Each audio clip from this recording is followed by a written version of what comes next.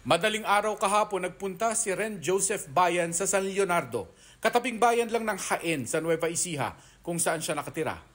Nagpaalam siya at alam ng kanyang pamilya na initiation sa fraternity na Tau Gamma Phi ang kanyang pupuntahan, pero hindi naman daw siya mapigilan. Pero dakong 3:00 ng hapon, may mga miyembro ng frat sakay ng isang van na dumating sa bahay ni Ren Joseph. Yung van po, matagal na nakahinto na hindi po nila maipasok-pasok dito sa amin. Sabihin nyo na lang sa amin kung patay na. Mula sa van, binuhat ng fratmen ng umano'y Tau Gamma Phi si Ren Joseph at itinurn over sa kanyang pamilya. Wala na pong buhay. Wala na po talaga buhay yung tao ko. Matigas na po nung ilawin nila dito. Kaya sabi ko pa, hindi ganyan to.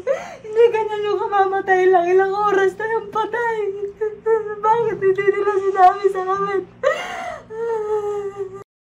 May 6 na iba pang kasama si Ren Joseph na isinalang sa hazing kahapon, pero si Ren Joseph lang ang namatay. Maraming pasapo yung bata. Sa hita, sa balakang niya dito, sa ganito niya.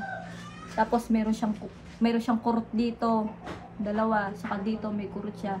Tapos yung tuhod niya gas-gas. Tapos medyo may putik siya eh. Yung short niya may putik.